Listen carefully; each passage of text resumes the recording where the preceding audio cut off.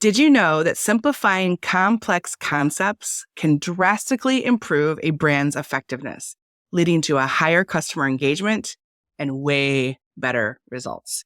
Welcome to another enlightening episode of Spark and Ignite Your Marketing. I'm your host, Beverly Cornell, and today we have the pleasure of introducing Chirag Niger, a dynamic speaker, advisor, and expert in marketing simplification. Through his platform, Chirag Speaks, and his role at Google, Chirag has helped hundreds of businesses worldwide move from chaos to action with his proprietary methods and marketing strategies. I love marketing stuff. Chirag, I'm so excited to have you here. I'm excited to be here. I'm very excited. Anytime I get to speak with other marketing, can I call you a nerd? No, please. Marketing nerds. No, absolutely. Absolutely. Beverly, and my friend, and the thing is, you rarely find friends who are into it, right? It's like everyone loves the occasional story, but it's always when it gets to the, okay, Chirag, you need to stop. Right? These stories are like, for example, every time we go to a restaurant, like I love a fancy restaurant here in New York City, I always point out how there's no currency symbols on the menu, right? Because studies have shown when you see currency symbols, right? You see them as actual prices as opposed to just numbers. Or like the second or third wine on the menu is going to be, the first one's going to be the most expensive, and the second or third is going to be the one they really want to drive you to, right? Because the first one sets the tone. So you choose the second or third. Like these little tiny stories, I nerd out, I geek out about them. And I'm sure my friends are just sick and tired of me at this point. So Beverly, when I get a chance to talk to a fellow marketer who also nerds out about this stuff, I'm super excited. Okay, so talk a little bit about, you have such an interesting story where your family is from, the entrepreneurial background, from your family side to like where you are today. Talk a little bit about how you came to be with Chirag Speaks versus a 9-to-5. Like you have all these different complexities to your story. So talk about your journey. No, appreciate it. So I think the biggest thing is my family came from Punjab, India, right? My parents, they're first generation immigrants here in the US. And while I was born and raised here in the US, they had clothing stores. And I literally grew up at the clothing store. My crib was there. My first toy was my dad's credit card machine, right? And as beautiful and as amazing as that entire experience is, I got to learn public speaking, how to do sales and all that kind of stuff. You also were very aware from a young age that there was something called the rent payment, right? And I remember we used to be across the street from a Modell's, a McDonald's, like all these like big, like at the time there were these big brands and they always had a line in front of them. But for some reason, our little clothing store I had never really seen a line necessarily, right? And I just remember constantly thinking that until one day when my dad he put out at the time, leather jackets were the big craze in New York City and Manhattan, right? And my father put out a rack of leather jackets and he marked it for $99 instead of $100. I'm in my mind, right? I'm a kid. I'm like, I didn't understand what was going on. Obviously at the time, now I know like certain psychology, right? This is a loss leader. The 99 seems a lot less money than maybe $100 might, and all this sort of psychology that goes behind it. But for the first time, I actually saw a rush. Right. And then that got me really fascinated into what is this marketing and branding thing? Suddenly there's a way for me to control my destiny if I can figure out the right words to share with people or the right message to get along. But then since then, I've had the fortune of essentially going off during my college years, I got to learn a bunch of stuff in the academy. So much research and content out there, books that people never borrowed from the library that like I was sitting there with just 20 books around me of the best business books I could have ever imagined in my life. Yeah, Beverly, I'm sitting there, I'm just like, I'm salivating practically. I'm like, this is great. This is what I've always wanted. But I realized the information's useless if I'm not sharing it. So I started sharing this content. We started doing local workshops for small businesses and all. Eventually, we started putting the content online. We've grown to an audience of about 60,000 followers across social media. And that in of itself has turned into my own sort of, like we were mentioning, the methods and all. It's got this called the Brand Clarity Framework. And then from there, that's turned into its own sort of speaking career.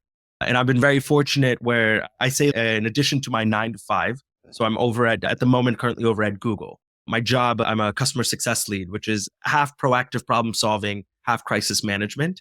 But I get the pleasure of working with some of the world's largest advertisers in the world, right? Sort of going through their Google Ads ecosystem support experience.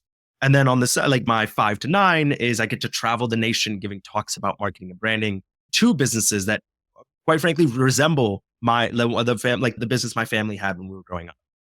For me, I always tell people I want to be that sort of, this finally makes sense to me and it would have helped us back then. I'm hoping it'll help people now. And then along the way, one of the cool, fun things we were talking about earlier is the History Channel has a mini docuseries called The Mega Brands That Built America. a really good series that talks about some of the biggest brands in American history. And in season 2, I've had the opportunity and the pleasure to come on as a commentator throughout the season, which has been in of itself just an absolute blessing and amazing. Well, I think that covers everything I've done so far. Yeah, and I think it's pretty cool that you have rubbed elbows with Gary Vee, because I just am such a fangirl. So you said that you really wanted to help other businesses like your mom and dad's clothing store, right? The fashion store.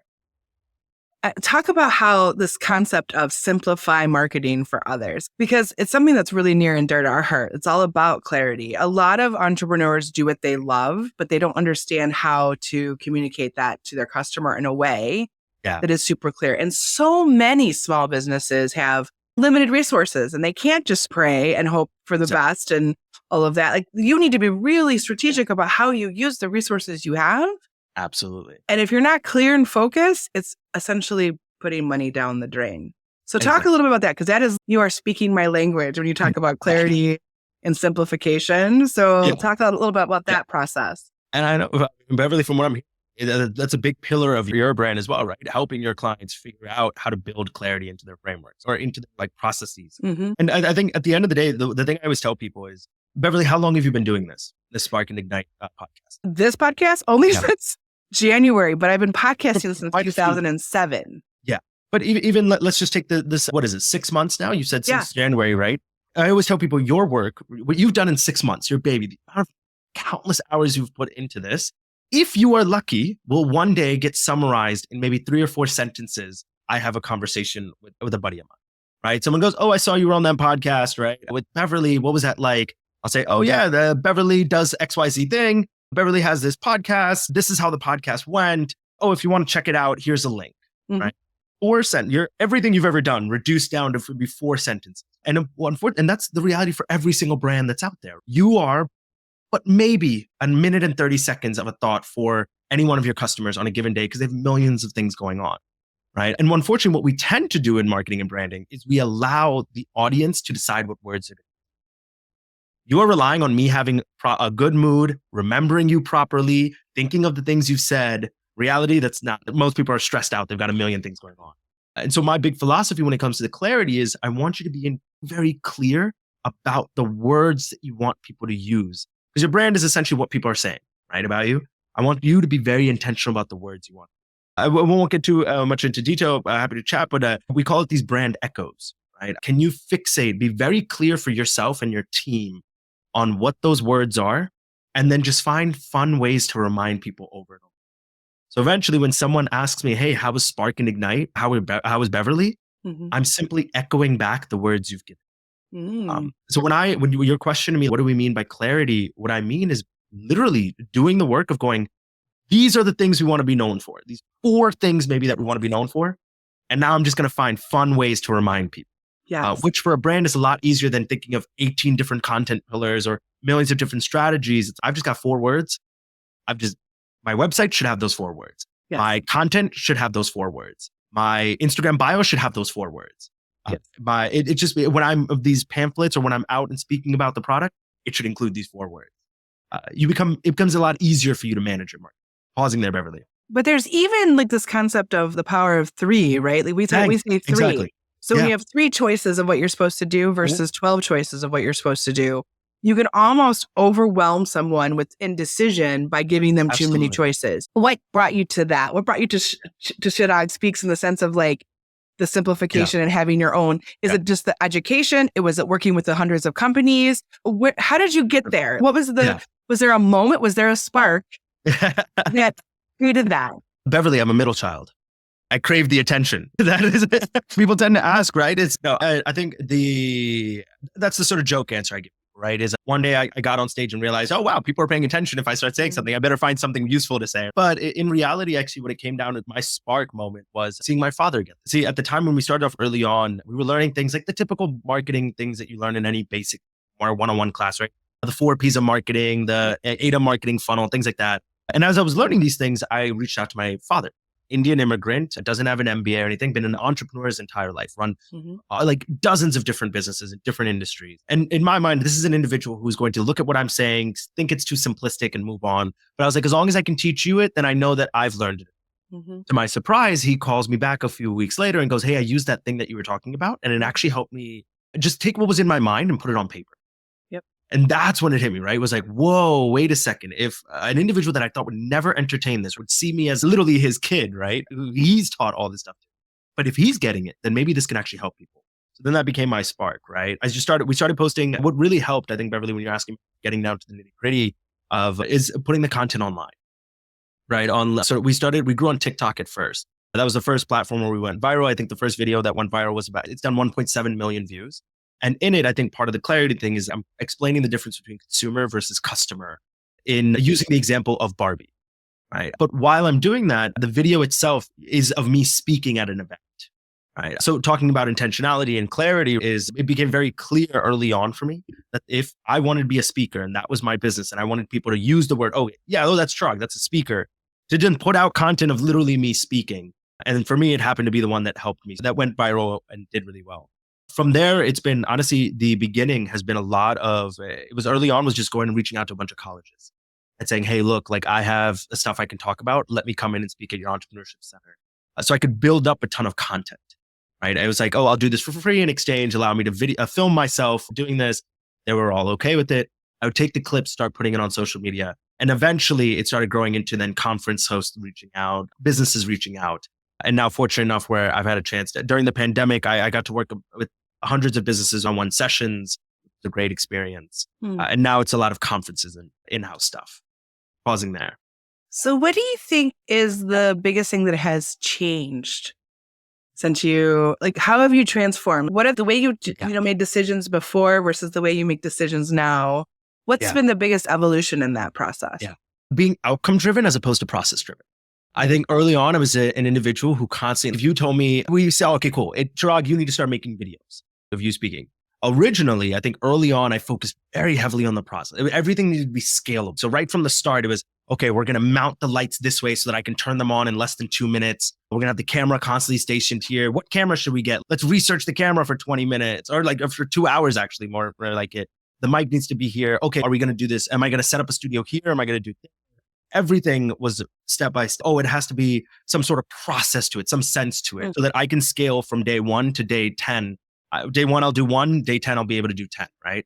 And that approach, unfortunately, gets you really stuck in the details. And what you quickly find is it's almost like saying, okay, cool, we're going to go from New York to California, and you just start driving, right? And you're like, you end up getting stuck, right? At every turn, you're asking yourself, should I take a right or left here? You're going to be way off base. As opposed to just being outcome driven, right? Which was, okay, cool, I need to make a video. Let me just grab whatever camera's in front of me, grab whatever mic's in front of me. Let me just sit down and make a video, right? And I think that was the big, okay, cool, I want to go speak at XYZ college, right? First, it used to be this huge, okay, let me get a list of all these colleges, an email marketing list, we're going to reach out. And eventually it became, cool, I want to speak at that college. That's my outcome. Let me just go reach out to whoever the executive director is for their entrepreneurship center, send them my speaker packet. I think that has been the intentionality, being clear in where my outcome lies, what I really want, has been the big sort of change that has happened. Things don't have to be sustainable at first. They don't have to be scalable at first. Do it, get the outcome you're looking for, and then tweak. I always tell people it's not quantity versus quality, quantity for the sake of getting the quality, right? And Chirag, I love this because of so many reasons. I think as an only child who's a perfectionist, because all the things are on the one child, I oftentimes had gotten in my own way. Like, I can't do that because it has to be perfect. Like, it has to be perfect. And before I know it, like you said, like one step of it's taking me now 10 days versus just So I think we were talking a little bit before. I was wanted to do a podcast, and within 3 weeks, I made it happen.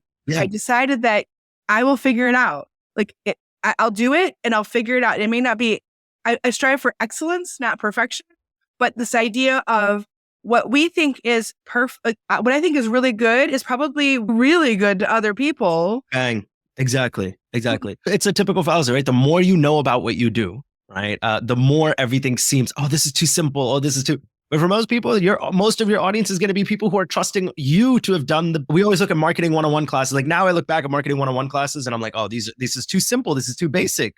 But if I took a friend of mine and put him in the class, they'd sit there and be like, I'm learning so much. You become so aware. It's like You are allowed to be simple. You are allowed to start small. Yes. You are allowed to start unsustainably. Putting this initial pressure on yourself. And it's not going to allow you to create what you want to create. It's going to inhibit your true gift, I believe, at the end of the day, because you have a gift that's supposed to be for the world, whatever that is, whatever your industry is, whatever your thing, your passion is. And if you are so concerned about all those details, that gift cannot fully flourish.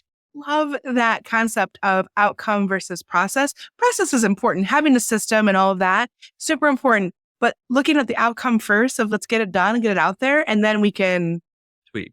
Yeah. It also becomes, I think, one of the most frustrating things you'll ever find, right? People who focus on the process will probably relate to this is you spent all this time setting up the process, get one outcome, and then you're sitting there going, oh, I actually didn't even care about this. Like, I don't like doing this. Like, you always have a good on you. I think there's some statistic where it's like 90 or 80% of podcasts don't get past episode like 10 or something. Some ridiculous statistic like that. And I think, so anytime a client reaches out and says, hey, I want to start a podcast, I'm like, okay, don't buy any of it. Go on Zoom and record yourself just having a podcast, right? Let's just do the simplest version of this, right? Or someone who says, oh, I want to start a clothing brand. It's like, okay, let's first start off with Shopify, like you print on demand, right? I do that for 2 weeks. See if you actually enjoy this or if you just enjoy the idea of this. Because then we can always build out the systems and the processes, everything. We can turn it sustainable over time. But first, just find the simplest version of what you're trying to do. And just do it and see if you enjoy it. See if you actually want to keep doing that, if you like that as your identity. And then from there, we'll just find tweaks along the way to fix it. I was talking to my assistant, Michelle, the other day, and I feel like we have some really great foundational stuff. And I said, now it's like the magic tweaking that makes it amazing. And actually, that's the really fun part where you're like, yeah, because you get to obsess. Yeah. You get to go into it. No one really notices it except you, but you notice it to the point where you're like, it's almost like you get to tweak things to the point where, like they always say, right, the best process is the one that people don't even realize exists because it's just seamlessly working. The reason it's seamlessly working is because I got to really go into the. Yes. And that is the fun part. Like when it's like magic, there's like little bits of magic in it. And she loves it too. She's like, oh yeah, that's amazing. Like that one little, but once you have the process in place and you have it working and you love it. I love this podcast, talking to people, hearing their stories, seeing it. I'm inspired and I learn something every single time. So I love this. Yeah. You have a favorite tool or theory called HUM? The HUM, yes, the HUM or the echo theory. Okay. Yes. So we used to call it, it's gone through iterations of its own. To talk about getting something out there and then fixing it. But it's what I was talking about earlier, this idea of focusing on your echoes. At the time, we used to call it HUM. I was trying to figure out a way to be able to explain this in a way where it said, you don't always remember the song, but you can hum the melody. So it's cool. If your people aren't going to remember every little part of your brand, what do you want them to hum? Think about the bare bones, the simplest, the hum, the tune is often the simplest part. It's so important. It's so intentional and it sets the tone, but it's the simplest part for people to grasp. Similarly, can you find the most simple words, the simple terms that you want people to grasp and hold on to? So that when they are thinking about you, they're like, oh, there's that one podcast, Spark. Same way like Howard Hum, there's a song that goes, oh, Spark and Ignite. Okay, cool, I'll go for it. Yeah. But I'm a big fan. You'll be surprised, Beverly. And no, actually you won't. Beverly, I know you do this really well with your clients. It's often not a lack of options. It's often an overabundance of them. People often think, okay, if I'm focusing on one thing, then I'm limiting myself, right? You're not. You're focusing, right? You're not limiting. You're focusing is the key word here. When you and I say simplicity and clarity, we're not saying dumb it down. We're not saying lose the magic, right? That's the biggest feedback we always get, right? It's, oh, but I feel like I'm not unique or creative. No, I just want you to be consistent. I want you to, when you go into a conversation and you're talking, people are asking you, what do you do? You're not sitting there word vomiting, right? I want you to be intentional about the 4 sentences you say. I think this power of storytelling too, which I think you are also an advocate of, is super important. One thing that we say, we have the Spark and Ignite and Blaze services that we say, I say I'm like a firework because I want people to immediately associate that with me in my wording. So I'm like a firework that helps spark your marketing and helps your business ignite to unbelievable growth or whatever. But I think people think when you think focus, they think small. No. And they don't think that you can still be a revolutionary brand and be focused. Absolutely. If you want to be a revolutionary brand, you need to be even more focused. And I think Steve Jobs was one of those people that was extremely focused. You look at the businesses that were really singularly focused, and that's what made them have way more impact in their reach and everything Yeah. just based on that focus. A good example to toss out there as well is Richard Branson. Yeah. Right? Virgin Airlines, yeah. Yeah, Virgin Airlines and everything. You would imagine a man who has like dozens of brands under his umbrella. Somehow, despite all that, he still, if you see any news coverage on him, you always see the word adventurer or adventure thrown out. And I started noticing that weird trend coming on. So in my talks, I often talk about Richard Branson in the sense of like, despite he's doing hundreds of different things on any given day. He has this huge, massive brand, but still the word adventure consistently comes out. And you realize it's because his team is very intentional about it. So like even in a Virgin website where they have like a section talking about him, there's one paragraph where they use the word adventure almost 8 times in a paragraph or 2 paragraphs. And you're sitting there being like, oh, what if I like focus on one thing and I bore my audience? And it's, you have literally one of the largest over-expanding brands in the world, understanding this message of, look, we want to over-index on this word adventure. So we're literally going to over-index on it. I remember early on, I used to do anything and everything. So it was like, oh, I'll go interview a bunch of people. I'll do a bunch of podcast stuff. I'll go help XYZ people. And then I remember someone reaching out to me and going, this is someone I really wanted to work with for a while. Okay. Or almost manifestation in a way. She reaches out to her DM. She goes, I love your content. My problem is, Chirag, I've been scrolling on your Instagram for the last 5 minutes and I don't really know what you do. And this is about 2 years ago. I remember just sitting there. I was like, wow, right? Talk about not being able to take my own advice. And so since then, it's been a lot of literally shifting. I switched over to the handle chiragspeaks.com, literally putting speaks in the word itself. A lot of my content nowadays tends to be showing me speaking and stuff. Just again, reinforce that message over and over. It doesn't limit what I can do. I can still do a million trends, but I have to always make sure that I'm focusing on that idea of speaking. Talk a little bit about the marketing you do. So you are on TikTok, you're on social media, you have this very large following of, is social media like your favorite tactic? What's what? Cool. So what's your favorite one? I think it comes back to knowing where your audience is. And I think I often tell people is act like an idiot and let the data tell you.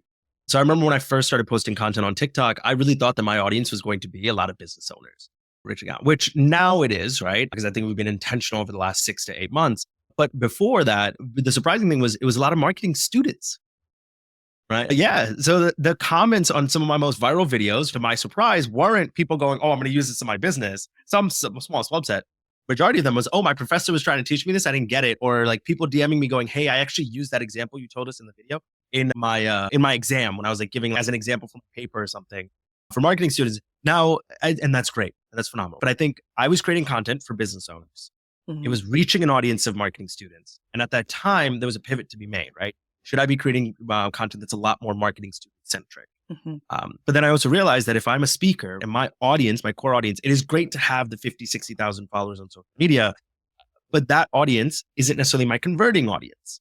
That audience allows me to test my stuff out. It becomes my credibility marker. It becomes this sort of community of people who are just like me, who are fascinated about marketing and branding. But if I'm a speaker, my customer, so those are my users, my customer, the people actually paying me will be the ones that are our conference hosts, for example. The directors at colleges would bring me in to speak, where for them, not a lot of them are on TikTok, where I found actually LinkedIn was a lot better for them, right? Where I had a smaller subset, but I was able to reach out to people or like for them to see my content and be like, oh, wow, we want to hear more about your speaking. So the question, I think, when you say my favorite sort of social media, I think has been a great credibility marker, great way to test ideas out. But being intentional about where your audience is, for me, LinkedIn, and then word of mouth.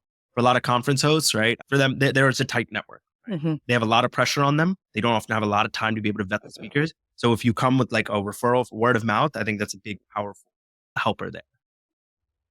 Talk about, I don't want to use the word testimonial, but an experience of how you've helped transform a person's business or idea of marketing, or like a feel-good story. No. So we had someone who was working on this. She had this consumer packaged good company. It was a sporting goods. She was a college student who had started a 6-figure business. And when it comes to the product design, to actually building this out, putting it out into the world, her marketing and branding, however, when it came to the tweaking, she struggled with because she was viewing everything as this big holistic chunk. Right. For example, she's looking at Instagram and TikTok. She goes, I have a smaller audience on Instagram, a bigger Instagram audience on TikTok. I'm going to focus on TikTok. Or we're not seeing a lot of sales come in, blah, blah, blah, and all that. What I ended up walking with her was let's just map out the user journey. Someone sees your content, they go on your profile, they click onto your website, they go on the homepage, they go on the product page, check out, purchase confirmation, right? let's map out these 7 or 8 steps and let's just look at the data, right? When we started looking at the data, what we realized was that a large percentage of people were coming over from Instagram, but for some reason we kept losing them on the homepage. So we tweaked the homepage, right? We started fixing it. That's not really working for her. Eventually we're just like, let's just get rid of the homepage. You got rid of the homepage. And now what happens is all of a sudden people were going straight to the product page, sales skyrocket. What we realized was on Instagram, the type of content she was putting out there was showing the product in action. People were already convinced. They had already built affinity. Yeah. And they just wanted to go in and purchase. They didn't want to get distracted by the millions of other things that are on her homepage. And I think that for me also was an eye-opening moment of just how simple it can be. We overcomplicate it. We view it this huge holistic chunk, break it down into little steps. And your job is essentially just to go step by step and see where people are getting stuck and then figure out why they are getting stuck. Either solve for it or get rid of that step out of their way. And I think for her, that was a really easy, she was able to take that philosophy to everything. She from building out the products, designing them to supply chain and all that. Look at things on the granular level, step by step. Great advice and a great example of how like one thing that is like super obvious, but yet when she looked at the outcome, like there it is, like right there. Yeah, they use the user experience. She didn't need to convince anybody anymore. They were ready to buy. And Exactly. you put friction in that process, that's not going to help whatsoever. Exactly. Yes. Yeah. So what is your long-term vision for what you're doing? What's the legacy going to be for you? Hello. You just wrapped up part 1 of this episode of Spark Ignite Your Marketing. I hope it fired up some new ideas for you. But guess what? We're not done yet. We've got even more sparks to ignite in part 2 dropping next Tuesday. You won't want to miss it. Trust me on that. So make sure you're subscribed to our newsletter because we'll shoot you a quick heads up as soon as the episode goes live. No FOMO here. Until then, keep that marketing flame burning.